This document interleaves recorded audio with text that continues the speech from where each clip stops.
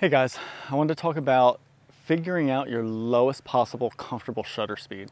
So one of the things I notice a lot from students that submit photos to me is I think they tend to photograph with too high a shutter speed than is required for the scene. So all of this is considering a stationary bird portrait. And I don't mean only a bird that's just sitting there not moving at all. This can be a bird that's bouncing around, different songbirds, warblers, stuff like that.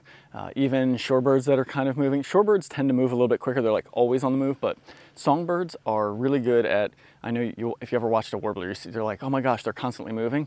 But the reality is, in between all of that bouncing and flapping around, when they're on a perch, they are completely motionless. And even sometimes when the bird's bodies or wings or legs are moving, birds are really, really good at stabilizing their head and keeping their head completely stationary, which is an amazing thing. And it helps us use lower shutter speeds. So what I suggest is, I'm gonna show you here through the viewfinder. So I suggest you pick a shutter speed to start at that's comfortable. Let's say like 1,000th of a second, okay? So watch, I'm gonna switch into auto ISO here so I don't have to worry about changing the ISO as I'm doing this. I don't want to have to worry about that. I'm just going to change the shutter speed. So I'm going to go manual, use my widest aperture, in this case 5.6. So I'm going to start at 1,000th of a second. And here's what I want you to do, okay? Just sit in your backyard, you can do this anywhere. Pick inanimate objects, things that are not moving, and stand around like you would normally be shooting. So use your exact setup. Don't kind of sit yourself down and be more stable. Just standing out here. If you're handheld normal, that's good. If you're on a monopod, cool. If you even use a tripod, that's cool. Do that.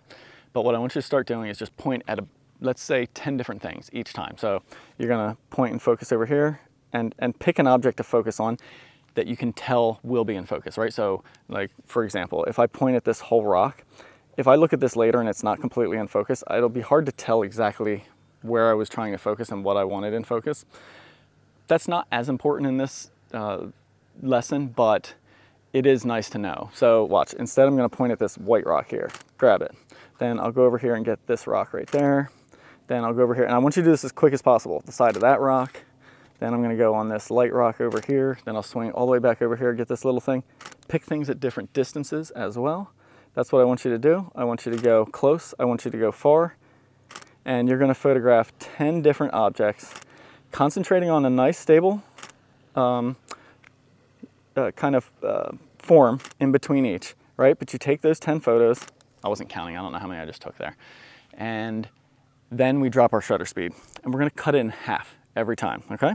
So from 1,000th of a second, we go down to 500th of a second, and we repeat the process. Try and do the same objects if you can, but it doesn't really matter. You can just pick 10 different objects. What you're looking for is sharp photos throughout, okay? So after we do that same round at 500th of a second, we're gonna go down to 2/50th of a second, do the same thing. And again, don't kind of take your time and try and concentrate. Imagine if there was a bird there you're trying to get quick. So it's like quick, get on it, shoot, over here, get on it, focus, shoot, over here, shoot. Oh, he's down here now, shoot, okay? So you wanna try and emulate what you're gonna do in the real world when you're doing this. That's an important part of it. All right, so then we cut down to 1/25th, okay? And I know this sounds low, but you're gonna do the same thing. Down to 125th, boom.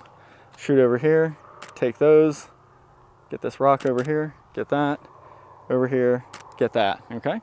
Then we're going down to 60th after that. That's about as low as I would suggest you go. And you're probably rarely gonna shoot this low, but I want you to figure out where that shutter speed is for you and your techniques, okay? This should get better over time, but if you can consistently see a decent percentage of sharp photos in there, for me, it's usually around 70% of the images should be sharp for me to consider using that shutter speed. So my go-to walk around shutter speed, if I'm just gonna walk around, photograph everything, is 500th of a second. I'm pretty confident I can get almost everything sharp other than action. This is, of course, excluding birds in flight, birds swimming really fast, shorebirds running really fast, that sort of thing. This is all just bird portraits. And so 500th of a second works great for me, and it's usually pretty good for most people. Make sure the stabilizer is on your lens and on your camera, or both if you have that. So that's another important part of this, because this will not work if you don't have stabilization on. So that's an important piece of the puzzle. And then what you're gonna do is import all those photos into your computer, and then look through them all at each different batch of shutter speeds. And if you've shot 10, you can see, you know, let's say 1,000th of a second, you should have 10 out of 10 sharp. 500th of a second, maybe you have 9 out of 10 because you shook one a little bit. And then 250th, maybe you've got like 7 out of 10. For me, that's okay, right? Because basically the lower I go with the shutter speed when I'm shooting in the field, the more photos I'm gonna take. And so that's an important thing, is as I get down into that 250, 125th, 100th of a second kind of range, I'm bursting more every time that bird kind of stops in between its bouncing around and moving. But I can tell you from experience, you will likely get sharp photos at those settings.